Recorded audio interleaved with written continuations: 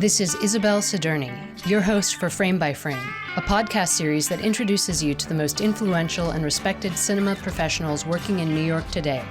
In today's episode, editors Kate Sanford and Tim Streeto share their experiences about developing the series Boardwalk Empire and Vinyl. It's tricky in television because the directors go away so quickly, like they're really immersed in it, and then they're in the cutting room for 5 days that they get. It's like half of a feature condensed into 1 week of intense editing. Pretty soon, your new episode is starting up, and so you're starting to get dailies again.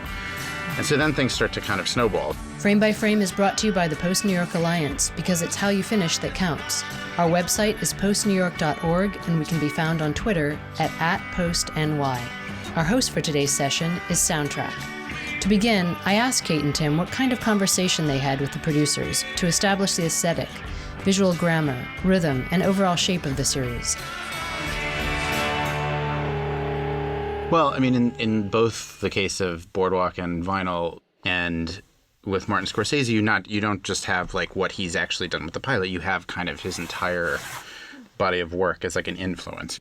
That's Boardwalk Empire editor Tim Streeto, whose prior credits include feature films such as Noah Baumbach's The Squid and the Whale, Greenberg, and Francis Ha. It's like a show about gangsters directed by someone who's made some of the great kind of gangster films, certainly of his generation and of all time, really. And then Terry, who was kind of one of the big writers on The Sopranos. So that combination, I mean, it was incredible. Looking back on it, it's kind of insane, walking into that situation. And I'd never worked on a TV show like that before.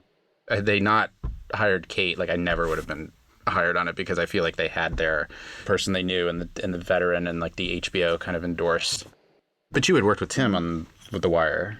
Yeah. And right? And Terry knew me. I mean, on a movie, we had a long collaboration. Terry he was the writer, he wasn't the director, but he sat in the cutting room with us a lot. So he knew my personality, and he knew that I was patient, or maybe talented, I don't know, but so that we already had a relationship going in, and I was thrilled. I was totally, I wouldn't take anything for granted, ever, not at this point. We're always looking for our next opportunity, and so I was and continue to be thrilled to be invited, and certainly a very tall order to follow the Martin Scorsese pilot. That's Boardwalk Empire editor Kate Sanford, whose television credits include David Simon's The Wire, Treme, Show Me a Hero, and The Deuce. She's also edited feature films such as Michael Corrente's American Buffalo.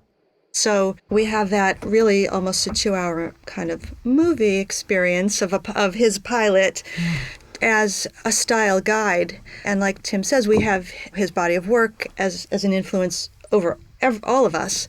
And one of the reasons why I'm interested in editing at all, because I'm really in love with the way that he puts a movie together and the rhythms that he creates that are very unusual and really specific to him, and to me beautiful. So it's an honor to follow that pilot, and yet we still really needed to find our own style to continue on with the show Boardwalk Empire.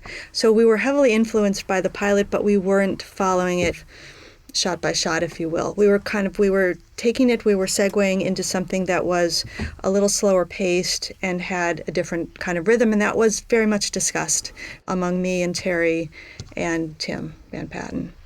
The other thing that was really interesting that happened on Boardwalk was that it started with kind of Marty and Terry, but it evolved beyond that, and all of the directors that kind of came through there were very talented, and they had a vision of what they wanted to do with just their episodes. So those early conversations you have with just each individual director, talking about the script, talking about the different scenes, talking to them while they were shooting. We could go to set a lot because we were cutting. Our offices were right near two of the stages that we had. So that was one thing. But the other was Howard Corder, who was sort of Terry's right hand in the writer's room. And as the series went on, Howard was his voice really was a big influence, and kind of the show kind of evolved that way. Howard influenced a lot of what was being shot, just what was on the page. So it's you kind of had to be sensitive to all those things changing, and how the directors were working with different writers. And that's true on vinyl too. Like there were different writers for different episodes. There were different approaches to different episodes. And that was a show kind of in its just first season. And I mean, and I'm sure we'll get to this, but like vinyl was a much wilder world to inhabit because Boardwalk, is a very classical film genre. I mean, it's like one of the iconic, it's like the Western, the gangster movie, it's like one of those things that you can really like, exactly what, you put guys in double-breasted suits with fedoras and Tommy gun, like it's like everyone knows what that is. Vinyl was much more of a wild sort of like, we're kind of inventing this. It was like an expression of an era as opposed to Boardwalk, which I think was more of an expression of like a type of cinema in a way. And also Tim Van Patten. So Tim directed episodes 2 and 3 of Boardwalk Empire. And I cut those with him he shot them at the same time, called it crossboarding. So we had 2 episodes worth of dailies to work with, and I put it together. And, as I'm watching dailies, I'm realizing, his vision of how to shoot is much more classical, is much slower, just has a different pace and rhythm just in terms of shooting. So I think that the way that something is blocked and shot influences the way that we put it together, at least initially. So, the show starts to come together and we see how episodes 2 and 3 start to look, and they look similar, but not exactly like sort of the energy of that pilot. And we talked about that amongst ourselves and decided that that was what was wanted. But I guess the conversations didn't get quite explicit until we actually had the episodes put together. Right, so it wasn't like I was hired and we had a meeting and said, okay, here's what it's going to look like.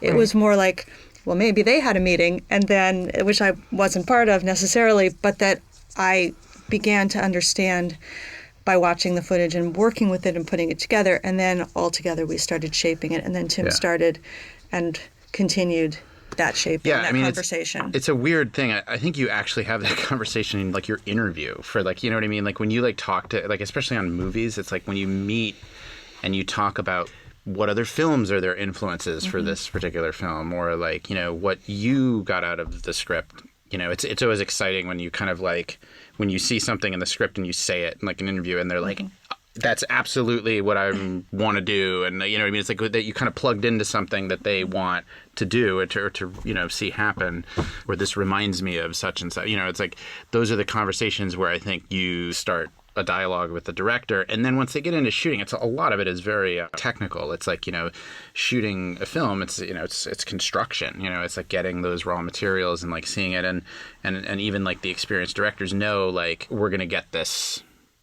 when we get in there together, and like we're gonna figure it out. And but even the experience was like, we'll sometimes be like, I don't know, like, what do you think? Like, do we need anything else here, or is this gonna work? Is this gonna work? What I want to do is X, Y, and Z. Is that gonna work? And one thing I'll say about Marty that I think was really cool was that he's, and I really saw this on vinyl, which is that he was excited by the work the other directors were doing. Like the directors that I worked with, each kind of asked to show him their director's cut, and they went up to like his office and they watched it in his screening room, and they all would call me like after this amazing experience, just like sitting with him, watching their cut. And like, he's such a film lover. He like enjoyed that process, and he was very generous with them. I mean, he was editing a movie and still editing his own pilot, and they were all super excited by that. So I think he, it's not like he like did his pilot and was like, I want everybody to do this. I think it was like he definitely had, it was a big creative, the primary creative influence on the show in terms of directing. But I think he was very excited by other things that people were bringing in there. Yeah, and he just, his energy too. It's inspiring. Yeah, he's so charismatic for everybody. For everybody. So there were some set visits, and there was an editing room visit at one point, and it's just exhilarating. So he's very positive. And I just want to go back to one thing you said, Tim, which is that when you were hired on Boardwalk, you didn't have any TV experience. But the reason that Tim Van Patten wanted to work with you is because you had an experience with Noah Baumbach, and he knew you were the kind of person who would be a close collaborator, who would be the kind of person who would roll up your sleeves and have deep conversations and want to work things out. So it wasn't necessarily that they were looking for somebody who had lots of TV experience per se. They were looking for somebody who they could really collaborate with.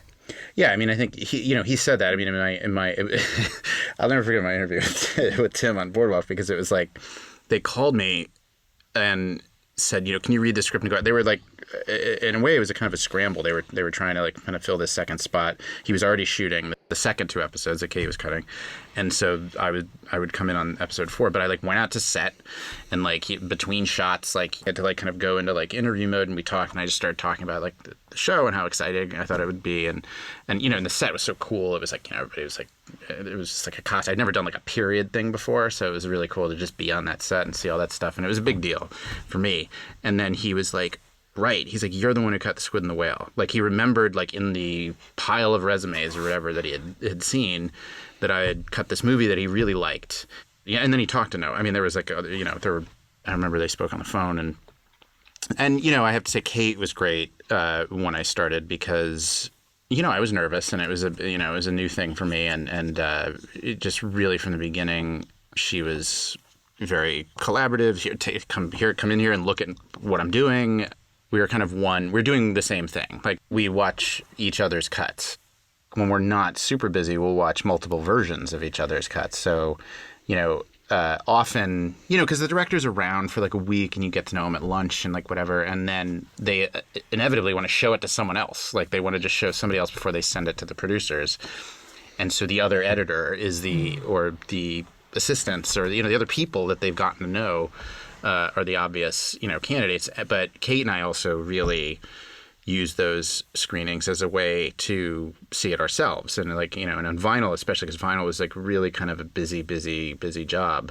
Like, I wouldn't even see like her dailies on something, and then I just get to see a whole episode just cold, and that was great, because it's the only kind of fresh experience you get with the show, because you're in the other room like dealing with your own like mess, and like just to go and see somebody else's like finished thing, you're like, oh right, I'm part, like my part leads to this part leads to, even though you're reading the scripts, like it's great to just see it all done, even though it's not done like it's cut, like you don't have to. Oh my God, I get somebody to put watch it together. I get to watch an episode of the show that I didn't have to put together, and that is it makes you feel like excited that you're part of something. It changes your thinking about something you're doing. It's critical. Like, it's like, that's the whole. Yeah. I don't know when we established that. It wasn't every single episode on Boardwalk, but somewhere along the line we would go and watch each other's director. If the directors were okay, if my director was okay, I'd say, how about we have Tim and a couple assistants come in and watch. When you have any sort of screening, it also changes your point of view about what your work means, right? So if you invite anybody in, but especially if you invite experienced, smart people who are then going to give you helpful, supportive, constructive comments and have a conversation in a safe space, which is the editing room. So we'll not only screen, but then we'll actually have conversations about what worked and what didn't work, and those are incredibly helpful. Yeah. And so that we trust each other enough that we know that we have each other's backs, and we're going to be supportive about it, so it's not scary. And then because the other editor is so intimately familiar with the show, they can make the best kinds of suggestions with the director there, or even later when the directors leave occasionally, we'll continue the conversation too, and say, what about this and what about that? And talk to me a little bit about when you begin, what's the timetable of when do you see the director, when do you see the producer, how much time do you have to turn something around? Well, so I guess on both Boardwalk and Vinyl, the shooting schedule was by TV standards, was pretty long. I mean, it was like 12, they would say like 12 plus 2 or something. Like, it'd be 12 days plus they'd have like 2, what they call tandem days, where they'd have the subsequent episode would have started. And so, the kind of B unit would be with the finishing episode, and then the main unit would move over to the new episode or whatever. But so basically like 14 days. Yeah. And sometimes it would stretch longer. Then I think it's like, I don't know like what the rule is, but it's like you get like 3 days to finish the assembly.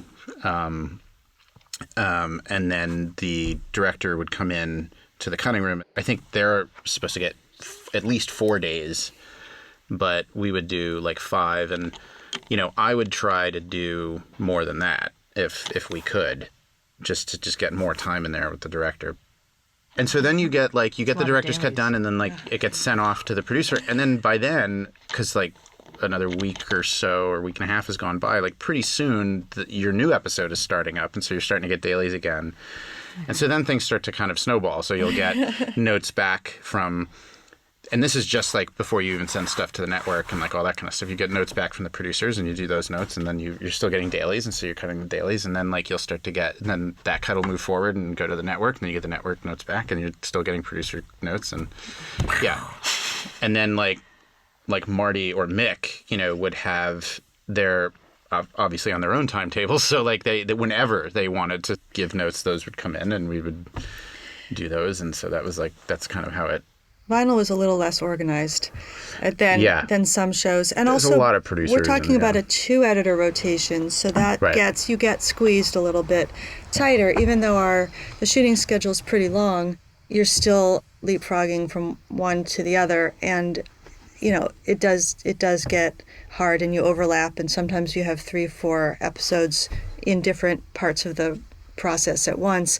But with a 3-editor rotation is more typical on a network show on television, and that allows you a little more time to finish before you are well into dailies on the next episode. I found. I did a third of The Wire, and a lot of the episodes I just was too busy, and I didn't get to know those other episodes quite as well. With 2, I feel like I can keep the whole story straight in my head. And it's also there's one other, we both have scene cards up on our walls, and sometimes we just wander into each other's rooms and just look at the scene card, not even to bother the other person, but just kind of read oh right, that's where he did that. Okay, so that's in that episode. So you kind of reminding yourself what all these story beats are. That's when he killed that guy. Yeah, exactly. Yes, there's lots of killing and yeah. But did that happen before that other thing or after that other thing? That's the big thing. The big thing, straight. Especially, and this is also speaks to there only being 2. It's what was the last scene that these 2 people were in together? Yeah. What happened in that scene? I remember it, but I don't remember it. So you go back and you're okay, right, okay, now I remember it. Now when I see it, written out, and then if it's really if there's some concern, I'll be can you show me? Can I see that scene? Yeah. We also look at each other's stuff on our own. We'll open up each other's cuts and look at stuff just to refresh our memories on things. When there's only 2 of you, it's it's easier to do that, but it can get jammed up too. I asked Tim and Kate to talk about their different approaches to editing film versus television. My experience in film was almost exclusively with writer directors, and particularly with someone like Noah Baumbach, who he was shooting something in a very specific way as he had imagined it. We would cut lines kind of immediately, in the first cut we would do. He would say, I feel like we don't need that line because we can see it. That was more just there for people reading, and for there was the script was kind of the first part of his directing, and that's totally different than what we do on a TV show, because the director is interpreting another script that has been written by, in some cases, several writers in the writer's room and polished by various people, and they have their own take on it. And that really, as we talked about earlier, that relationship with the director in a movie is you just kind of go into the bunker for a couple of months, and on a TV show it's constantly there's people coming in and out, and they're there for short periods of time, and I love that because it kind of makes your role you're kind of spread out across an entire thing, and people will sort of rely on you as someone to consult on certain things after you've been with the show long enough, especially new directors coming in. But the way I edit is entirely something I think I developed working with Noah, and that I still do.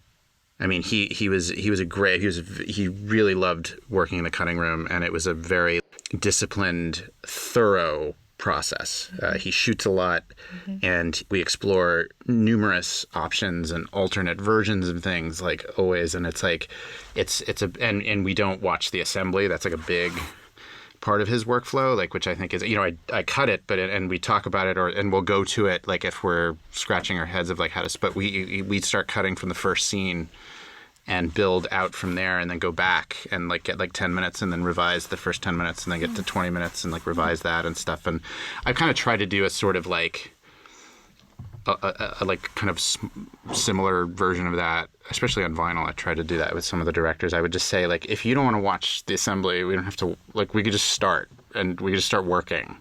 And all of them, like, were like, yeah, let's do that. Like, every director hates watching assemblies, and, like, yeah, I think they do. Even Alan?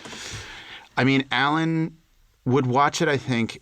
We're talking about Alan Coulter. Alan Coulter, yeah.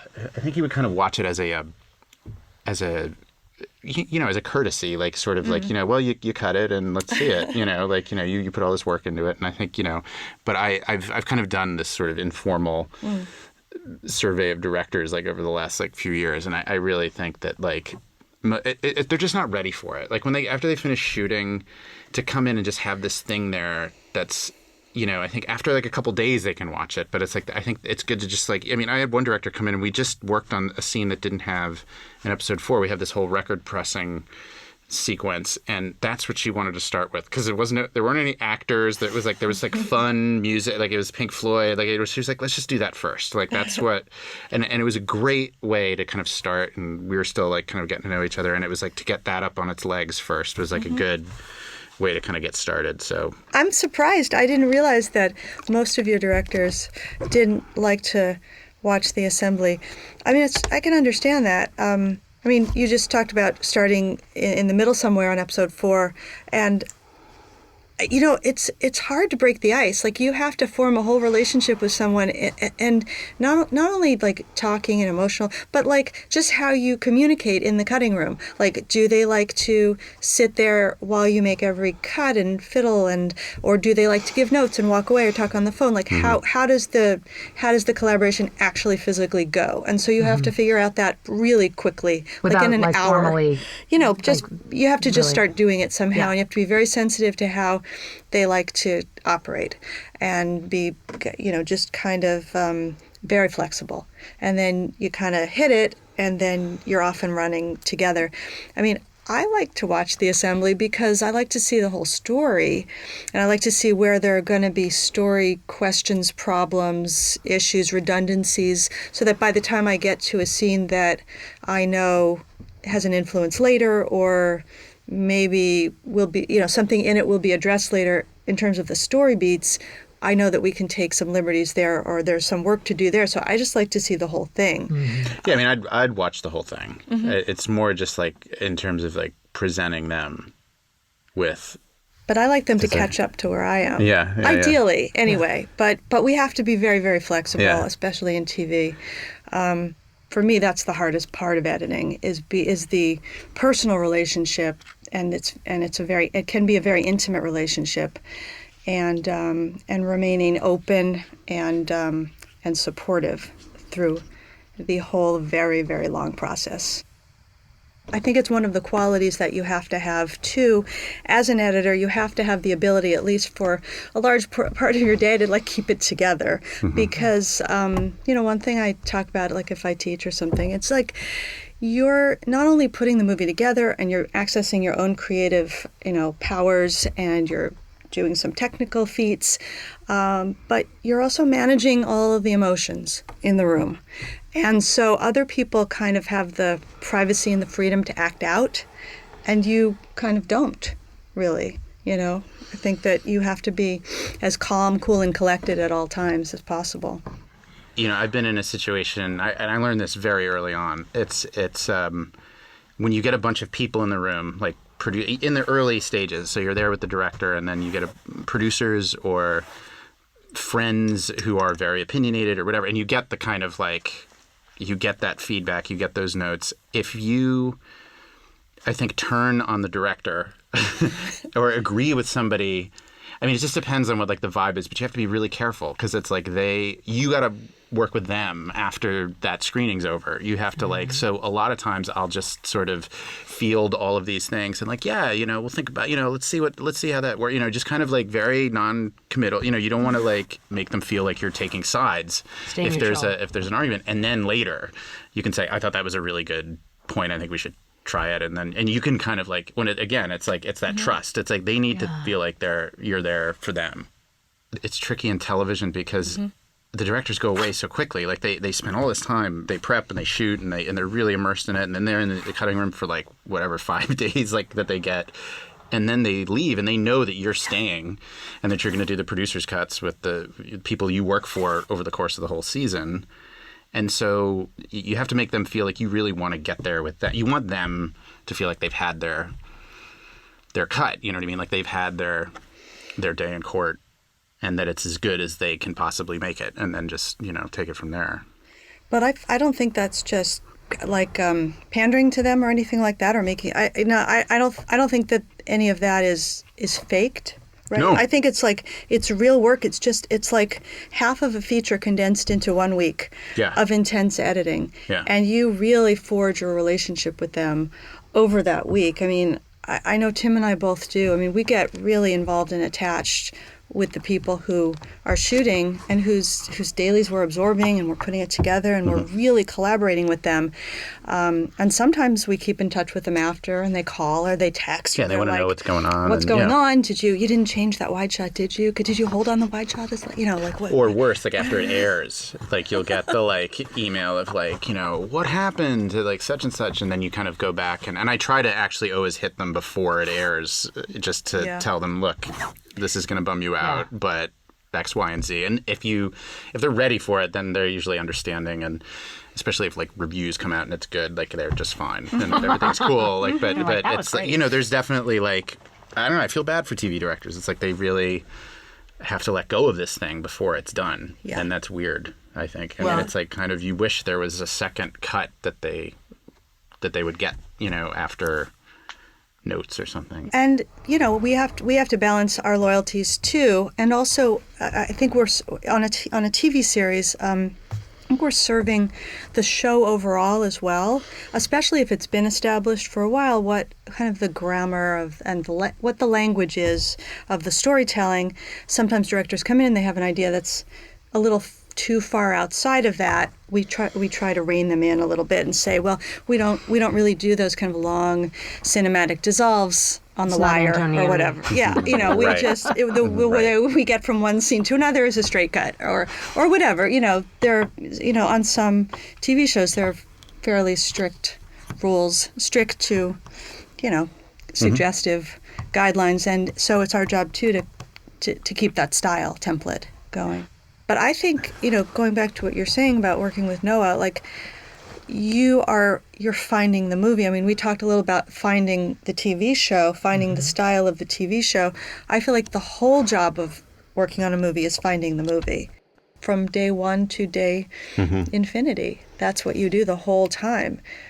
So the thoroughness that you're describing, I mean, I have had similar experiences. I worked with Tim Blake Nelson on a couple of movies, and I worked with Bart Freundlich, who's wonderful, on an indie. These are all indie films with writer-directors who are incredibly involved, and they're the authors of their movies. So you're constantly trying to discover it and bring it to its best final form. And I feel like that's what a movie is. The other thing of the movie is you have more time. I mean, you have 10 weeks before you got to show anybody anything, and or 10, 12 weeks or whatever before you like had the first cut, and so you can sort of take that time to kind of discover what it is. Where the TV show, it's like kind of like, again, they just don't have the time in there. But I think that it's just a question of like, I remember we would look at like kind of the board like every day and just be like, okay, so we got this and this, and so like we have that one. That's going to take a while. Like we're going to have to like really like that's going to be a bear. Like we would know like kind of where,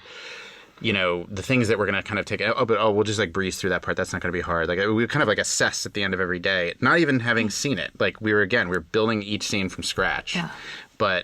And I would, and that's, again, I would be like, because I'd cut an assembly, I'd be like, well, yeah, there's a lot of, and we'd talk about some of the things, or we'd watch the assembly of like a particular scene or whatever, but it was never like a screening of like a whole cut that they hadn't had any hand in doing, which like I just think always freaks them out. I just think it really does. Is hard. It's really hard for them. It's like there's a great quote by, I think it's Francis Coppola that said, your film is never as good as your dailies, and it's never as bad as the first cut. and I think that's what it is. I think when people watch dailies, it's all like hope and like, you know, if they're good. I mean, if the dailies are good, if the dailies are like problematic and then you cut something together and it works, they're like, wow, you're amazing. Like, I can't believe you saved that. Like, I didn't think that was going to work. But if the dailies are good, there's still like choices that are made and things that are left out, and then they have to like face that, like, oh, that's all that is. Like, you know, I think it's a weird like psychological. They just need to. It's like throwing them into the pool versus like, you know, easing them into the. Some directors might like it. Some directors might be like, I got to see the whole. Like, let's just do it. Let's rip the Band-Aid off and just do it. But I don't know. Inevitably, they're going to be distracted by choices that you made that they wouldn't have made. Yeah. So then they see something they didn't expect, and then it distracts them for 20 minutes. You know, it's like, 30 like seconds or 20 wrought. minutes. Yeah, Yes. they just can't. Oh my God! Wait, just stop it, make it stop. Like, you know, it's like they really, like, they can really like it can be upsetting. So why torture them? No, Why torture compassionate. them? Yeah. Well, you have been so lovely. Thank you so much for taking this time, and I'm really happy to celebrate your work. Oh, thank you. Thank you. This episode of Frame by Frame was recorded at Soundtrack on June 26, 2016. The audio engineer for today's episode was Nick Schenk. Stay tuned for episode 3, a conversation between picture editor Tim Squires and sound editor Phil Stockton about their collaboration in working on feature films such as Paul Auster's Lulu on the Bridge, Ang Lee's The Ice Storm, Less Caution, and Life of Pi.